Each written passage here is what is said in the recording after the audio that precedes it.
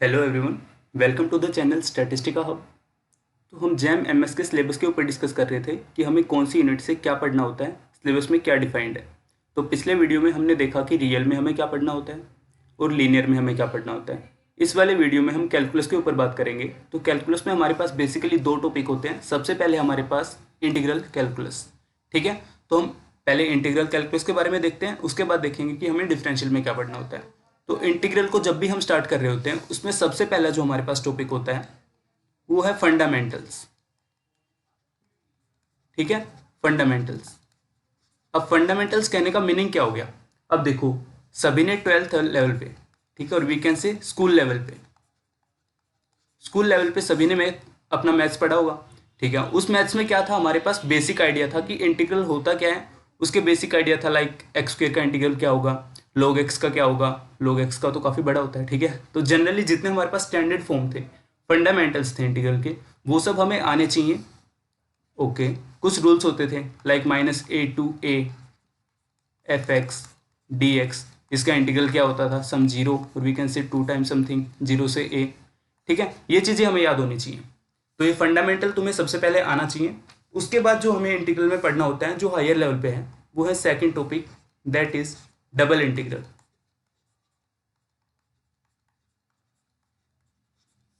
Third topic जो हमारे पास है वो है ट्रिपल इंटीग्रल, ठीक है। तो अभी देखो, मैंने लिखा डबल और ट्रिपल। तो बेसिकली जो हमारे पास डबल इंटीग्रल होता है, यहाँ पे दो टाइप के क्वेश्चन हो सकते हैं, ठीक है। टाइप वन में हमारे पास क्या होता है, या तो डायरेक्ट डबल इंटीग्रल का आएगा जिसमें पोलर फॉर्म में हम सोल्व कर रहे होंगे, पोलर फॉर्म, ठीक है। दूसरा क्या है, चेंज ऑफ ऑर्डर, ठीक है। तो इन जनरली हमारे पास जो डबल इंटीग्रल था, उसमें कुछ ये चीज़ें हमें पढ़नी होती है, और इनसे बहुत सिंपल सा क्वेश्चन आता है। बेसिक आइडिया हमें पता होना चाहिए कि इंटीग्रल हम कैसे करते हैं, डबल इंटीग्रल कैसे अप्लाई होगा। तो ये चीज़ें याद रखेंगे कि पोलर फॉर्म क्या होती थी और चेंज ऑफ ऑर्डर क्या होता था। इनसे क्वेश्चन आता है इन जनरल, ओके। उसके बाद आते हैं ट्रिपल इंटीग्रल के ऊपर। तो हो सकता है हमारे पास ट्रिपल इंटीग्रल डायरेक्ट आ जाए, ठीक है, लाइक 3 बार इंटीग्रेशन दे दिया, उसको इंटीग्रेट करके फाइनल वैल्यू बताओ, ठीक है। या फिर इसका यूज आता है वॉल्यूम के लिए। तो ये कुछ फिक्स क्वेश्चन होते हैं जो यहाँ से आते हैं। तो हमें सबसे पहले क्या कवर करना है, फंडामेंटल, उसके बाद डबल इंटीग्रल, उसके बाद ट्रिपल इंटीग्रल, ठीक है। इनके अलावा हमारे पास दो तीन चीज़ें और हैं। वो सबसे हैं, सबसे पहली चीज़ है आर्क लेंथ, ठीक है। आर्क लेंथ कहने का मतलब क्या हो गया, से मेरे पास कोई फंक्शन था f(x), वो बोल देगा कि इस फंक्शन की पॉइंट ए से लेके पॉइंट बी तक की आर्क लेंथ बताओ, मतलब ये वाली लेंथ बताओ, ठीक है। तो इसको भी हम सोल्व करते हैं इंटीग्रल का यूज करते हुए। तो ये कुछ टॉपिक्स हैं जो हमें कवर करने होते हैं इंटीग्रल कैलकुलस में, ठीक है। अब यहाँ से देखो, एकदम सिंपल और फिक्स क्वेश्चन आते हैं। एक तो फंडामेंटल तो पक्का याद होने चाहिए, फंडामेंटल ही याद नहीं है तो इंटीग्रेट करेंगे कैसे, ठीक है। डबल इंटीग्रल से ये क्वेश्चन पक्का आएंगे, ओके। ट्रिपल इंटीग्रल भी डायरेक्ट आएगा और आर्क लेंथ भी आएगा। एक और टॉपिक है area under the curve,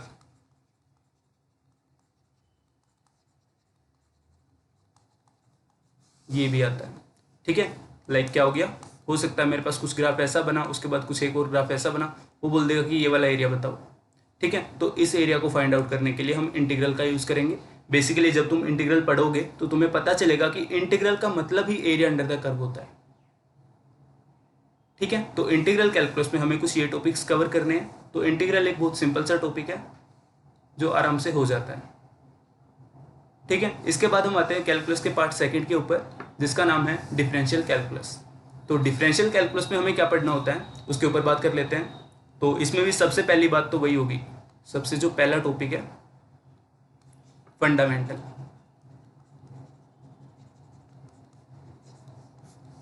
that is school level, ठीक है। स्कूल लेवल वाला मैथ्स तुम्हें आना चाहिए, बहुत इंपॉर्टेंट। देखो, जितने भी तुम किसी भी पेपर के लिए अपेयर कर रहे हो, किसी भी ISI, IIT जैम, कोई भी ओलंपियाड, CMI, कोई भी पेपर हो, ठीक है, कोई भी अंडर ग्रेजुएट या फिर ग्रेजुएट लेवल पे कोई भी पेपर हो, उसके लिए तुम्हें 12th वाला मैथ्स तो आना ही चाहिए, ठीक है। स्टैट्स के बच्चे हो तो स्टैट्स को सोल्व करने के लिए भी हमें मैथ्स चाहिए, ठीक है। मैथ्स के भी क्वेश्चन आएंगे तो उनको सोल्व करने के लिए भी हमें मैथ्स चाहिए। तो मैथ्स काफ़ी इंपॉर्टेंट चीज़ है। तो तुम्हें देखो 9th 10th उसका बेसिक मैथ था वो आना चाहिए, 11th और 12th का भी मैथ्स आना चाहिए। उसके बाद ही हम हायर लेवल के ऊपर पढ़ सकते हैं। ठीक है, तो सबसे पहला सजेशन तो यही है, अगर तुम्हें किसी भी पेपर के लिए अपियर होना है, किसी भी पेपर के लिए, उसके लिए तुम्हें बेसिक आइडिया होना चाहिए कि टॉपिक का बेसिक आइडिया क्या होता है, बेसिक मीनिंग क्या होता है, बेसिक फॉर्मूलाज क्या होते हैं। अगर वो तुम्हें याद है तो पेपर काफ़ी ईजी हो जाता है, पढ़ने में आसानी होती है। ठीक है, तो 12th वाला मैथ सभी कवर करेंगे। उसके बाद हमारे पास यहाँ पे टॉपिक आने स्टार्ट होते हैं, लिमिट, कंटिन्यूटी, डिफरेंशिएबिलिटी। ठीक है, 1 वेरिएबल प्लस 2 वेरिएबल। ठीक है, लिमिट, कंटिन्यूटी और डिफरेंशिएबिलिटी हमें पढ़ना होता है, 1 वेरिएबल के लिए भी और 2 वेरिएबल के लिए। अब 1 वेरिएबल वाला हम स्कूल में करके आए। ठीक है, स्कूल में जब हमने पढ़ा होगा तो उस टाइम में हमने देखा था कि हमें कंटिन्यूटी, लिमिट निकालना सिखाया था कि कैसे हम इसको फाइंड आउट करते हैं, कैसे सोल्व करते हैं। तो ये वाला पार्ट हम पहले से करके आ रखे हैं। हमें पढ़ना है यहाँ पे 2 वेरिएबल। ठीक है, तो जब तुम 12th का मैथ उठाओगे, कोई भी बुक उठाओगे, स्टैंडर्ड बुक जो तुमने 12th में पढ़ी होगी, उसको देख के तुम समझ पाओगे कि तुम ये टॉपिक कर गए, ये टॉपिक भी कर गए। तो जैम के सिलेबस में सबसे पहला टॉपिक यही था, limit, continuity and differentiability for 1 variable and 2 variable. तो 1 वेरिएबल वाली हम पहले ही कर चुके, सो उसको बस थोड़ा सा रिवाइज करेंगे, वो हो जाएगा। बेसिकली मैथ्स के लिए प्रैक्टिस करनी है। ठीक है, मैथ्स के लिए भी प्रैक्टिस करनी है, स्टैट्स के लिए भी, क्योंकि इनमें रटने का तो कुछ है नहीं, रटने का बस ये है फंडामेंटल फॉर्मूलाज। ठीक है, फॉर्मूलाज तो याद करने ही पड़ेंगे। उसके अलावा जितने न्यूमेरिकल आएंगे, जितने प्रैक्टिस करोगे उतने याद होते जाएंगे कि हाँ इस वाले न्यूमेरिकल को हम किस वे में अप्रोच करते हैं। ठीक है, तो प्रैक्टिस करनी होती है। तो ये टॉपिक है, ये 2 टॉपिक में मतलब टाइम दे सकते हो तुम।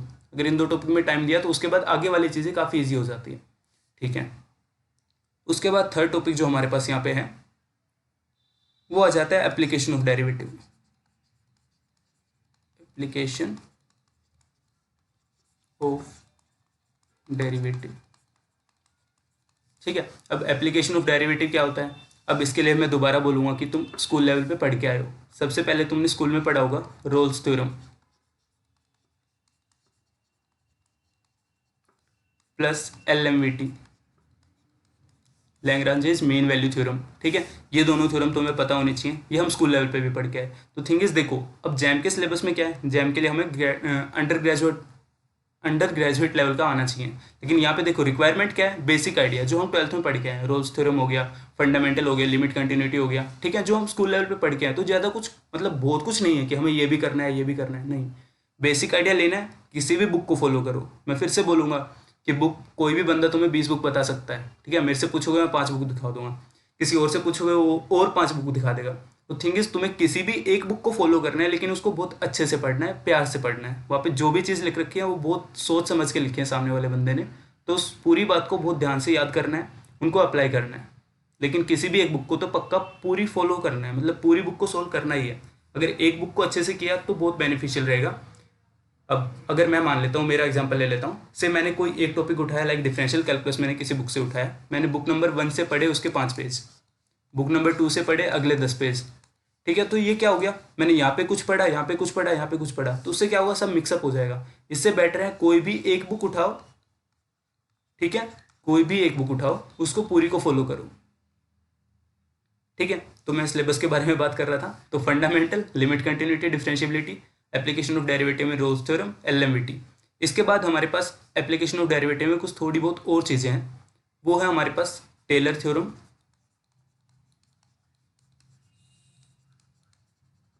ये तुम स्कूल में नहीं पढ़ के आए तो ये नया टॉपिक है, इसको पढ़ना है। उसके बाद तुमने स्कूल में एक और चीज़ पढ़ी होगी, मैक्सिमा मिनिमा,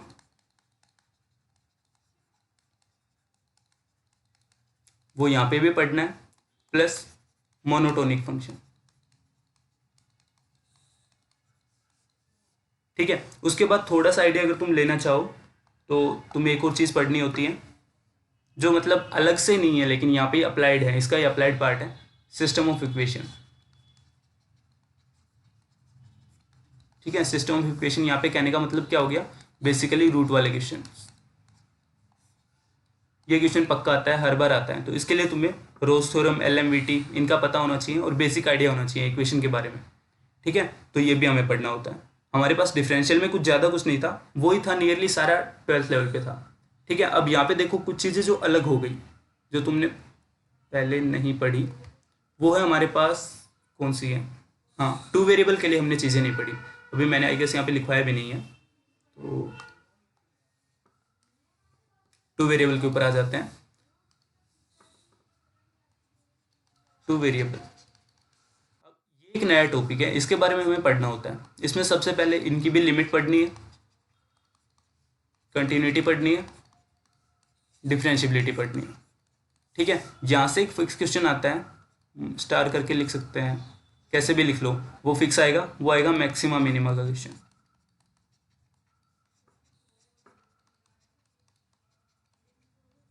ये हर बार आता है। ठीक है, तो ये कुछ टॉपिक्स है जिनको हमें कवर करना है। बहुत ही ईजी पार्ट है, टू वेरिएबल वाला कुछ नया है, बाकी सब हमने 12th लेवल पे पढ़ रखा है। ठीक है, तो बहुत कुछ नहीं है कि हमें ये भी करना है वो भी करना है। ओके, अब बुक के ऊपर बात करते हैं कि कैलकुलस के लिए बुक कौन सी फॉलो करनी है। तो लाइक कोई भी अगर डी से होगा, मतलब सामने वाला बच्चा अगर डी से है तो उसने ग्रेड लेवल पे पढ़ा होगा, यूजी लेवल पे पढ़ा होगा शांति नारायण।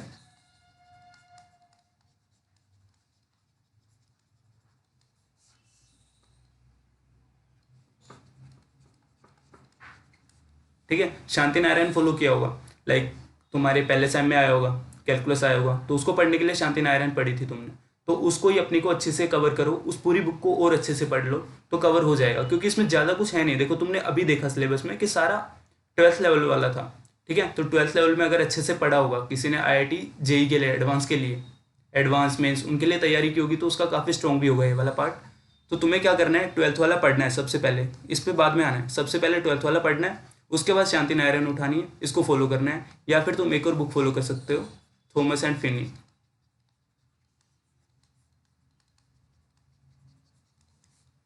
थॉमस एंड फिनी ये भी काफ़ी अच्छी बुक है, तो इन दोनों में से किसी भी बुक को फॉलो कर सकते हो या फिर दोनों को भी कर सकते हो, क्योंकि कैलकुलस क्या है, प्रैक्टिस वाला पार्ट है। तुम्हें कैलकुलस में क्या करना है, बहुत कुछ मतलब पढ़ना नहीं होता कैलकुलस में। ये नहीं है कि थ्योरी वाला पार्ट है, लाइक मैंने लीनियर में बोला था कि 2-3 बुक से फॉलो कर सकते हो, उससे कुछ प्रॉपर्टीज, उससे कुछ प्रॉपर्टीज, उन सबको एक साथ लिख सकते हो, उन सबको याद कर सकते हो। लेकिन यहाँ पे क्या है, यहाँ पे तुम्हारे पास न्यूमेरिकल बेस्ड क्वेश्चन आएगा, थ्योरी वगैरह ज़्यादा नहीं लगेगी। तुम्हें बेसिक आइडिया होना चाहिए कि भाई हाँ, रोल्स थ्योरम क्या थी, LMVT क्या था, टेलर थ्योरम क्या बोलती थी, मैक्सिमा मिनिमा क्या होता है। ठीक है, रूट्स के बारे में बेसिक आइडिया होना चाहिए था। तो इसमें कुछ है नहीं, मतलब कि थ्योरी नहीं है ज़्यादा, लेकिन प्रैक्टिस बहुत ज़्यादा है। ठीक है, प्रैक्टिस करोगे तो ग्रिप बनेगी। लाइक लिमिट का क्वेश्चन हो सकता है कि तुमसे 1 मिनट में हो रहा हो सकता है 10 मिनट में भी नहीं हो रहा हो। ठीक है, और हो सकता है सिंपल सा क्वेश्चन ही 10 मिनट में नहीं हो रहा हो। तो सिंपल सा क्वेश्चन 10 मिनट में भी नहीं हो रहा है, इसका मतलब क्या हो गया, प्रैक्टिस की नीड है। ठीक है, तो कैलकुलस में क्या है, तुम्हें प्रैक्टिस करना है और कुछ नहीं है। ठीक है, इंटीग्रल में हमने कुछ ये देखा था, तो इसमें भी ओनली प्रैक्टिस करना है। तो कैलकुलस को स्टार्ट करने से पहले तुम्हें सबसे पहले क्या कवर करना है, जब भी तुम कैलकुलस पढ़ रहे हो तो सबसे पहले तुम्हें एक चीज करनी है, वो है हमारे पास बेसिक। ये पक्का से करना है, that means 12th level school. ठीक है, तो तुम्हें स्कूल लेवल वाला, 12th लेवल वाला बेसिक करना है जब भी तुम कैलकुलस के ऊपर आते हो तो। लेकिन अगर तुम देखो डायरेक्ट बुक उठाओगे तो उससे भी हो जाएगा, लेकिन एक सजेशन है कि अगर तुम्हें 12th लेवल वाला काफ़ी अच्छे से आता है तो काफ़ी मेहनत नहीं लगेगी। ठीक है, वहाँ पे ही तुम प्रैक्टिस करके आए हो। लाइक किसी ने अगर एडवांस वगैरह की तैयारी की होगी तो उसके पास बुकलेट्स मिल जाएंगी। ठीक है, बच्चे मतलब कोचिंग वगैरह लेते हैं, रेजोनेंस वगैरह की हो गई, FIITJEE की हो गई। ठीक है, ये काफ़ी अच्छी बुक्स होती हैं, लाइक 12th लेवल पे काफ़ी अच्छी बुक है प्रैक्टिस के लिए, कैलकुलस के लिए काफ़ी अच्छी है। तुम इसके अलावा जब भी तुम डिफरेंशियल पढ़ रहे हो तो एक और सजेशन भी लिख सकते हो। ठीक है, और काम भी आता है, तुम्हें फंक्शन पढ़ना होता है। ठीक है, तो फंक्शन को भी काफ़ी अच्छे से पढ़ना है कि फंक्शन क्या होता है, फंक्शन का मीनिंग क्या होता है, 1 1 क्या होता है, ऑन टू क्या होता है, ये चीज़ें भी पढ़नी होती है। इसके बाद तुम्हें एक और चीज़ पढ़नी होती है, ग्राफ। ठीक है, ग्राफ का आइडिया होना चाहिए कि कब कब ग्राफ कुछ ऐसा रहेगा, कब वो हमेशा पॉजिटिव रहेगा, कौन सा ग्राफ क्या होएगा। तो ग्राफ का भी बेसिक आइडिया होना चाहिए। इसके लिए काफ़ी अच्छी बुक है एक, प्ले विद ग्राफ।